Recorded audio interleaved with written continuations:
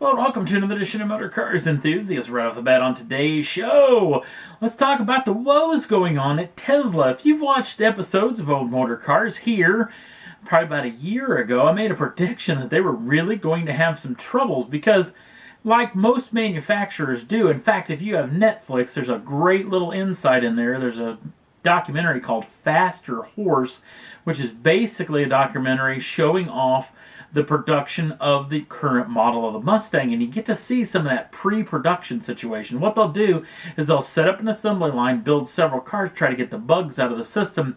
Tesla didn't do this with the Model 3. They basically just threw it right into production, and they have had nothing but troubles ever since.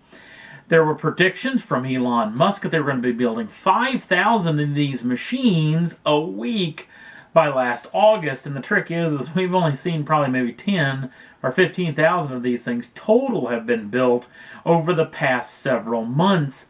And now they're going to shut down production of the Model 3 for a week or two to try to retool, get their stuff together, because they're making another prediction. That is, Elon Musk is predicting that they're going to be building 6,000 of these vehicles a week by this June. So we'll have to wait and see on that front, not to mention Elon Musk, the classic bait and switch guy, who basically, don't look what's going on over here, look at over here, where they are announcing more stuff about the new Model Y that's going to be coming out and going into production next year. So Tesla's at a critical point to try to get their act together with the Model 3, because there's a lot of folks who have already laid down their cash wanting to see those cars. It may be some time before they get to see those vehicles.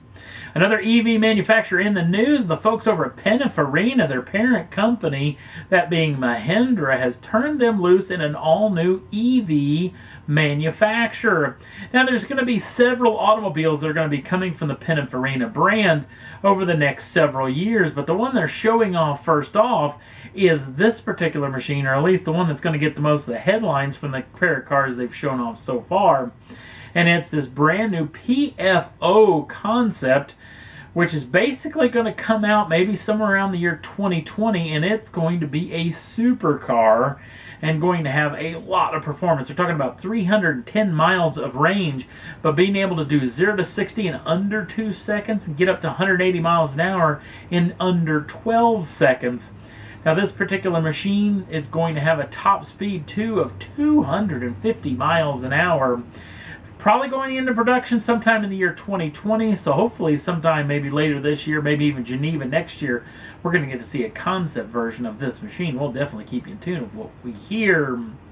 Next up on the list, BMW showing off the slight refresh, even though under the skin this thing's got a lot going for it new, of the M2. This is the new M2 competition. Now, this particular machine's got it where it counts. Brand new lightweight wheels. They revised the braking, the suspension. A lot of the aero work's been done, especially on the front end of the machine. You do get to see some subtle differences in this thing. They also blacked out some of the trim as well, which looks extra good on this particular machine. And they've got it where it counts too. The twin turbocharged 3-liter inline 6 now makes 404 horsepower and 406 pounds-feet of torque. That can be shifted through either a 6-speed manual gearbox, which does 0 to 60 in just 4.4 seconds, or the M-Drive DCT, or dual clutch transmission gearbox, which shaves off 2/10 to down to 4.2 seconds to 60 as well. There's a number of brand new color options on the exterior, interior as well. They've done some revisions on the interior as well, with a lot of M badging all over the machine, along with the top speed of this machine, which was 155 miles an hour, electronically limited. But if you go with the M-Drive package, that bumps up that top speed to 174 miles an hour. BMW's only going to build a handful of these, 1,000 of them for the world, and they have yet to release pricing on these machines, even though a lot of outlets are talking about this thing bumping up a lot closer to the M4 pricing at somewhere around $70,000 US. So we'll definitely have to wait and see, but I cannot wait to get to see one of these in the flesh. Next up on the list, Aston Martin is in the news. They're going to bring back a name from the past. The Vanquish is no more, coming up very soon as production is going to end. But coming up this June, they're going to make an announcement on a brand new DBS, which will now be called the Superleggera. Superleggera is an actual name that's been in Aston Martin's catalog way back in the 60s.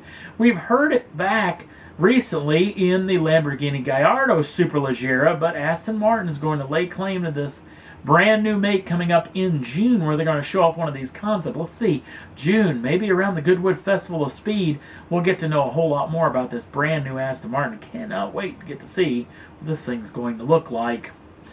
And last up on the list, let's talk a little bit of Formula One, because some new regulations for the 2019 have been agreed upon in Paris over the past 24 hours.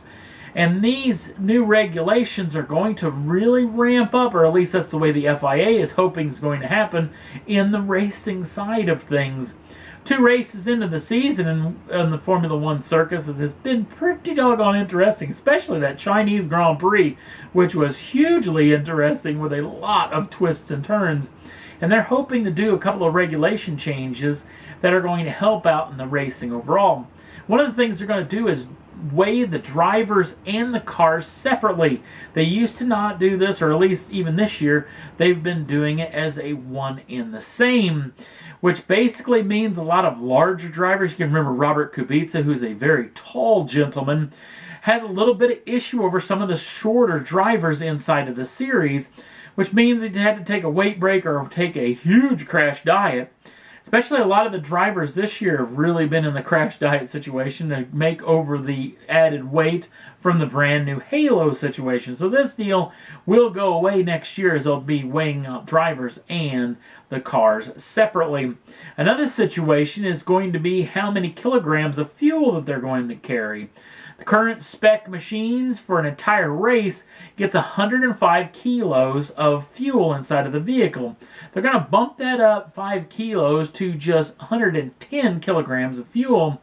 Basically what they're thinking is a lot of drivers are going to be able to go flat out for the entire race rather than trying to save some fuel to hopefully use it. You've heard a lot of the team principals and a lot of the team managers coming over the radio and talking about different modes, which basically ramps up the electricity side of things, not to mention the fuel running side of things on those turbocharged 6 engines. So hopefully this is going to allow the drivers to go flat out from start to finish, and you won't have a lot of guys trying to coast it a little bit in some sections to try to save on fuel. So hopefully this makes for even better racing in 2019, even though the 2018 season looks to be pretty good, at least so far.